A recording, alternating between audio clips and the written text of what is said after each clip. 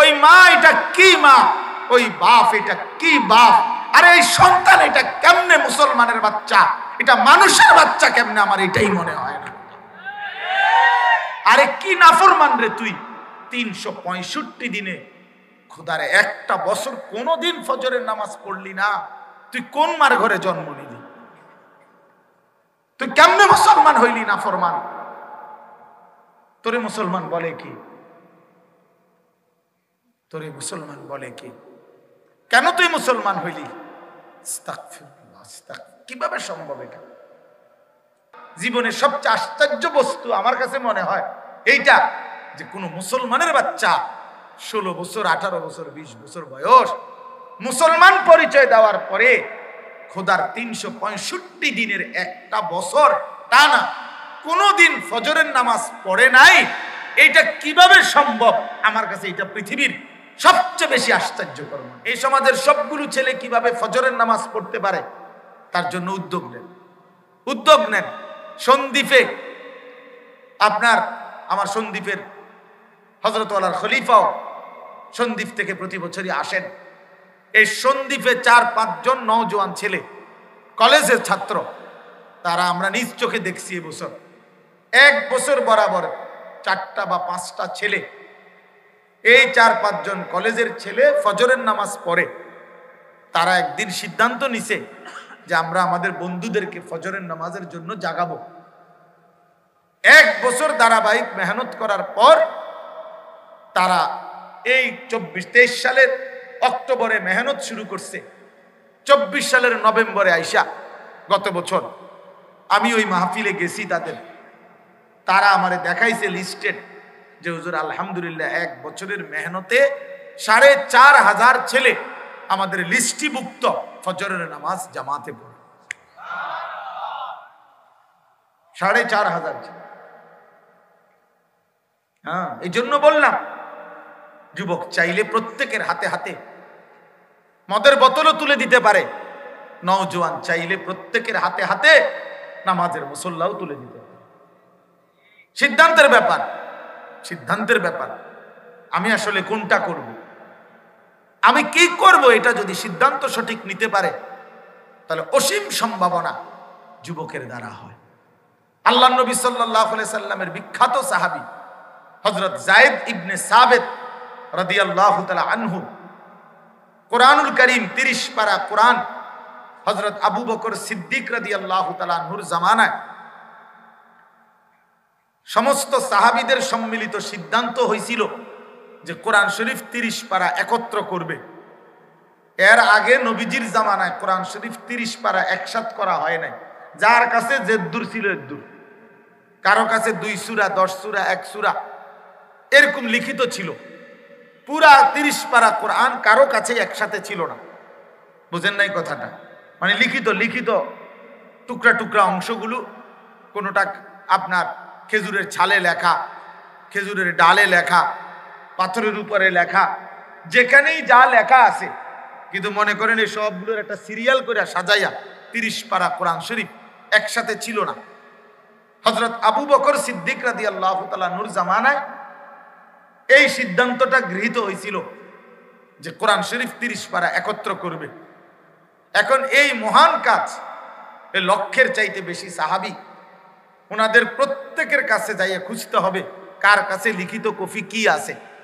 সবগুলো জমা করে প্রত্যেকটাকে যাচাই বাছাই করে সিরিয়াল করা, তরতিব করা, পরীক্ষা নিরীক্ষা করা, যাচাই বাছাই করা, এবং কোরআনুল কারীম সেটা এই ভারী কাজ কে করবে, উদ্যোগের প্রধান হবে কে?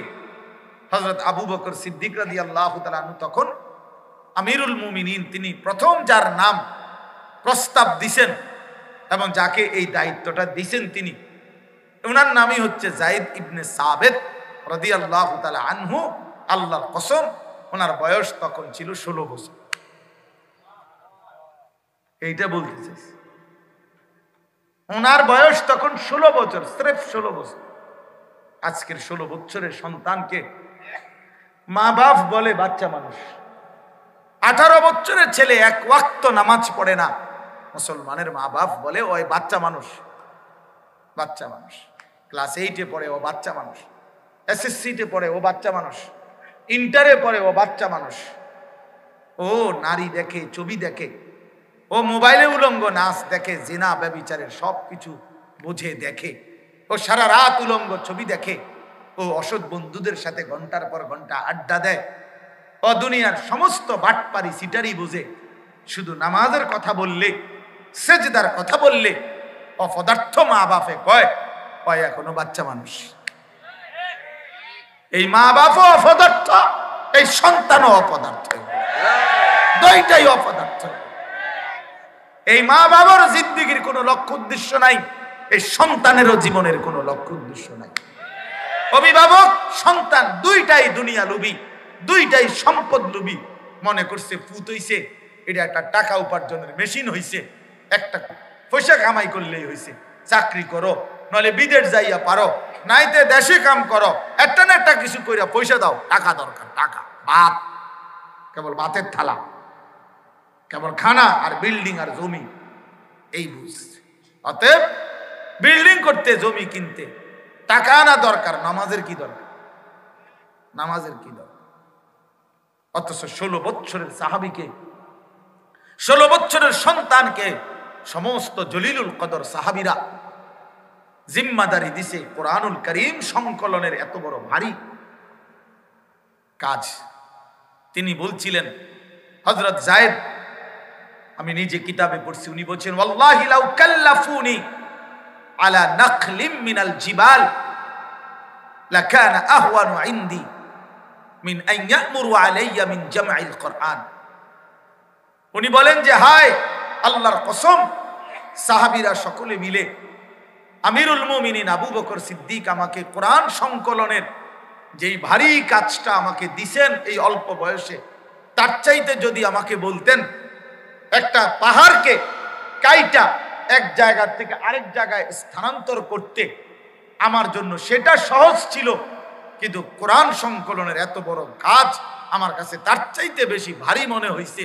কিন্তু আল্লাহর দয়ায়, আল্লাহর দয়ায় এই নওজোয়ান এত বড় ভারী কাজটাও সম্পূর্ণ করেছে। তাহলে এখানে দুই কথা।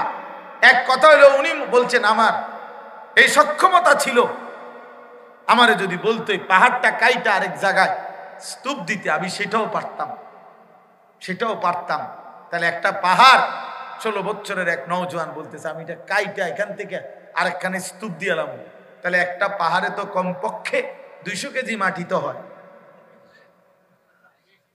বেশি। হ্যাঁ, বেশির কোনো কুল কিনারা আছে? একটা পাহাড়ে 200 কেজি মাটি, 400 কেজি মাটি, খামখেয়ালি কথা এটা, মামুর বাড়ির কথা। আল্লাহু আকবার। এই জন্য বন্ধু আমার, বাপ, আপনারা যারা অভিভাবক শ্রেণী আছেন, আপনাদেরকেও বলি, আপনার সন্তানের মধ্যে অসীম সম্ভাবনা ছিল, ছেলেটাকে চোখের সামনে নষ্ট হয়ে যাচ্ছে আমাদের ছেলেরা। একটা মোবাইল পাইয়া সারাদিন, সারাটা দিন এই একটা হাসে মোবাইলের দিকে তাকাইয়া, কান্দে মোবাইলের দিকে তাকাইয়া, নিজের সমস্ত বুদ্ধি, মেধা, পরিকল্পনা, চিন্তা, ফিকির, ভালোবাসা, স্বপ্ন, আশা, আকাঙ্ক্ষা, পরিকল্পনা, প্ল্যান, প্রোগ্রাম, জিন্দেগির সব কিছু এই এক মোবাইল, এক। আফসোসের বেলা, আফসোসের বেলা, আফসোসের বেলা। এত বড় সম্ভাবনাময়ী এক যুবক তার হায়াত একটা মোবাইলের পিছনে শেষ করে, একটা মোটর সাইকেলের পিছনে জীবনটা শেষ করে দিল। একটা মোটর সাইকেল চালাইতে পারতেছে, খুশি, খালাস। একটা চুলের ডিজাইনের উপরে জিন্দেগি শেষ। কিছুক্ষণের রূপচর্চা, কিছু পাউডার স্নো, কিছু শরীর কাপড়, প্যান্ট, জামা, আর এক মেয়ের পিছনে, নারীর পিছনে, কোন অসভ্য নর্তকীর পিছনে জিন্দেগি শেষ করে দিচ্ছে। রাত নাই, দিন নাই, ছবি দেখে, নারী দেখে, জিনা ব্যভিচারের অশ্লীল ছবি দেখছে, খালাস। মারও খবর নাই, বাবারও খবর নাই। যে না 1 বছর তো বলে দিছি, এবার ভালো হয়ে গেলে তো হয় না, ভালো হয়ে গেলে হয় না, এত সোজা না, বারবার বলতে হবে। আরো একাধিক পদ্ধতি প্রয়োগ করতে হবে। ইসলাহি মজলিসের মাধ্যমে ছেলেদেরকে আল্লাহ ওয়ালাদের সোহবতে বারবার আসা যাওয়ার মাধ্যমে এরপরে আরো কার্যকর উদ্যোগ নিয়ে একটি সমাজের মানুষকে আল্লাহমুখী করা, আখিরাতমুখী করা, দিনমুখী করার আরো ব্যবস্থাপনা, আরো উদ্যোগ যদি আপনারা নওজোয়ান ভাইরা নেন, ইনশাআল্লাহ অনেক বড় কথা। আল্লাহকে এভাবে ভুলে যায় মানুষ, আল্লাহকে এভাবে ভুলে যায় মানুষ। 30 বছর মুসলমান মিথ্যা বলে, 30 বছর একজন মুসলমান সুদ খায়। আরে কি কয়? মুসলমান প্রতিদিন ওজনে কম দেয়, হ্যাঁ, প্রতিদিন মুসলিম নারী বেপর্দা চলে। এটা কিভাবে সম্ভব আমি বুঝি না। কেন সম্ভব আমি এটাই বুঝি না। এটার কারণ একটাই, আমি বুঝি এতটুকু। এর কারণ হলো আল্লাহ তাআলা যখন সিদ্ধান্ত নেয়, প্রিয় ভাই প্রিয় বাপ মনে রাখবেন, নিজেদের কন্যা বোন মাদেরকে বলবেন, কোন মুসলমান ইমানদার অব্যাহত যখন নাফরমানি করতে থাকে, আল্লাহর হিসাবে যখন গুনার মাত্রা ছাড়িয়ে যায়, খোদার কসম আল্লাহ একদিন তারে আখিরাত ভুলায়া দেয়, তারে একদিন পরকাল ভুলায়া দেয়। আল্লাহ নিজেই তখন তারে পথভ্রষ্ট গুমরাহ করে দেয়। এটা কোরআন শরীফের আয়াত। আফারাআইতা মান ইত্তাখাযা ইলাহাহু হাওয়াহু ওয়া আদাল্লাহু আল্লাহু আলা ইলমিন। সরাসরি কোরআন। আল্লাহ বলে, বন্ধু আমনেরে কইয়া রাখলাম, নবীজিকে বলছেন, বন্ধু আপনি মনে রাখবেন যে তার মনের ইচ্ছাকে, তার মনে যা মন চায় তাই করা, এই মনের চাহিদাকে নিজের খোদা বানিয়ে ফেলছে। আমার মনে যা চায় আমি তাই করব। কিসের আল্লাহ, কিসের রাসূল, কিসের কোরআন, কিসের কিতাব, বাদ দাও এগুলো। আমার মনে যা চায় তাই করব আমি। আল্লাহ বলেন, বন্ধু এমন নাফরমানি যে করবে, নিজের মনের ইচ্ছার মনের চাহিদাকে যে খোদা বানিয়ে ফেলছে, আমি ওয়াদা দিলাম, আমি আপনারে জানায় দিলাম, ওয়া আদাল্লাহুল্লাহু আলা ইলমিন, ইচ্ছা করে বুঝে শুনেই আমি আল্লাহ একদিন তাকে পথভ্রষ্ট করে দেব। যা নাফরমান, ঠিক আছে, আর সেজদা দিবি না তাইলে যা, তো তোরে আর সেজদার তৌফিক দেব না, যা। আর কোনোদিন হালাল খাইবি না, তো ঠিক আছে যা বেঈমান, আর কোনোদিন তোরে হালাল খাবার বুঝ দেমাগও দেব না, আর বিবেকও দেব না, যা, ঠিক আছে। চলতে থাক সুদের উপরে, চলতে থাক ঘুষের উপরে, চলতে থাক মিথ্যার উপরে, চলতে থাক জিনার উপরে, বেবিচারের উপরে, হারামের উপরে।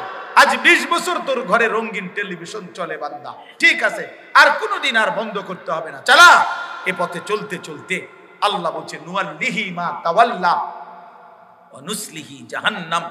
আল্লাহ বলছে, আমার রাসূলের বিরুদ্ধাচরণ যে করবে, ইমানদার মুমিনদের অনুসৃত পথে উল্টো যে পথে চলবে, আল্লাহ ওয়াদা দিছে, আমার রাসূলের বিরোধিতা করতে করতে, আমার ইমানদার বান্দাদের উল্টো পথে চলতে চলতে, নুয়াল্লিহি মা তাওয়াল্লা ওয়া নুসলিহি জাহান্নাম।